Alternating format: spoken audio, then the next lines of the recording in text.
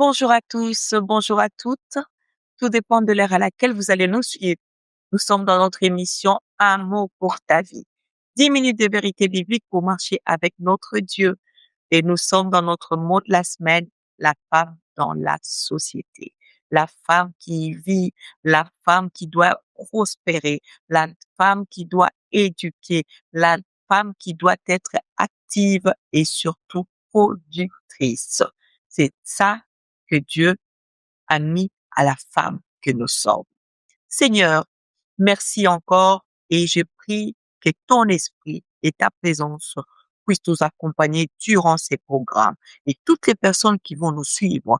Père, que cette émission apporte un plus, que cette émission bénisse, Père de gloire, une famille, bénisse une maison qui nous ouvre la porte, bénisse une femme, bénisse aussi un homme. C'est là par le nom de Jésus nous t'avons ainsi prié et nous disons Amen. Bien aimé, on était en train de parler hier, j'ai dit que pour que cette femme productrice, je dirais, puisse être bien vue dans la société et que son travail puisse impacter la société, il faut qu'elle soit active. Nous ne devons pas être ces femmes-là nonchalantes, nous ne devons pas être ces femmes-là fatiguées, ces femmes-là qui se laissent toujours faire. Bien aimé, il y a d'autres femmes, bien aimé, femme, je viens t'interpeller. Tu n'as pas été appelée à pouvoir rester dans le fond de ton lit depuis. Il y a d'autres femmes, quand elles sont travaillent pas. Il sait que l'homme part au travail et l'homme ne rentre que à, je donne l'exemple, là, il part le matin et rentre que le soir. C'est, tu es cette femme, lorsque tu restes au fond de ton lit, tu as ton téléphone à côté, tu scrolles, c'est à 17 heures que tu quittes ton lit. Non. La femme est appelée à produire. Dès le matin, la femme s'élève. Elle est celle qui s'élève la première de la maison. Elle est celle qui s'élève la première de la maison et prend charge de sa maison en prière spirituellement. Elle prend charge de sa maison à nourrir parce qu'elle est active. Dans l'activation, quand j'ai parlé d'une femme active, j'ai voulu dire que cette femme, elle est au contrôle de tout ce qui se passe tout autour d'elle. Elle contrôle et aussi elle apporte la solution parce que Dieu a mis en elle la fécondité et la multiplication. C'est qu'une femme est appelée à multitâche. Aujourd'hui, nous constatons que les femmes font aussi le travail que font les hommes pour dire que Dieu savait où il était en train de partir avec la femme. Dieu partait avec la femme et continue à partir aussi avec la femme. La femme est appelée à une grande vision. C'est pourquoi la femme productrice dans la société, c'est cette femme-là qui a une grande vision. La femme, elle doit avoir une grande vision. C'est que sa vision est en train de tourner, est en train de voir trop loin. C'est pourquoi, dans Proverbe, toujours que nous allons parler toute la semaine, 31 au verset 7, elle a dit, la Bible déclare que elle pense à un champ. Elle pense déjà. Quelqu'un qui a la vision, c'est quelqu'un de personne qui anticipe dans ses pensées. C'est que tout, avant même que cela se passe, la femme déjà a anticipé. C'est pourquoi dans la maison, dans sa maison, dans la société, la femme vient impacter. Pourquoi? Parce qu'elle est visionnaire. Elle voit déjà ce que les autres n'ont pas prévu, elle prévoit. Mais on va aller quelque part, on va penser que non, laissez que nous puissions acheter de quoi manger. Mais on achète de quoi manger, on est sur la route. Comment est-ce qu'on va manger cette salade? Elle va anticiper de prendre des cuillères jetables, des fourchettes jetables. Donc, c'est ça, des exemples que tu vas juger peut-être faibles, mais ce sont des exemples dans notre quotidien. Telle est une femme productrice, une femme qui doit, dans la société, doit toujours être une femme qui voit loin, qui est visionnaire. Sa vision est développée. Sa vision, bien aimée, est tellement loin. Elle voit toujours, elle anticipe. Elle anticipe. Elle anticipe.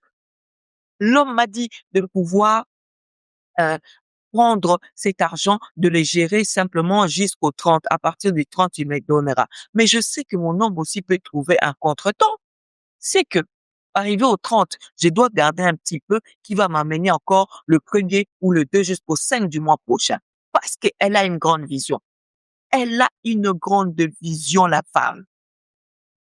Telle est, c'est que l'Éternel attend de toi. Donc, arrête de pouvoir t'arrêter. Arrête de pouvoir être simplement quelqu'un qui voit aujourd'hui la femme productrice et qui impacte la société est une femme qui anticipe les bonnes choses, qui anticipe dans sa maison, qui anticipe dans son comportement, qui anticipe autour d'elle.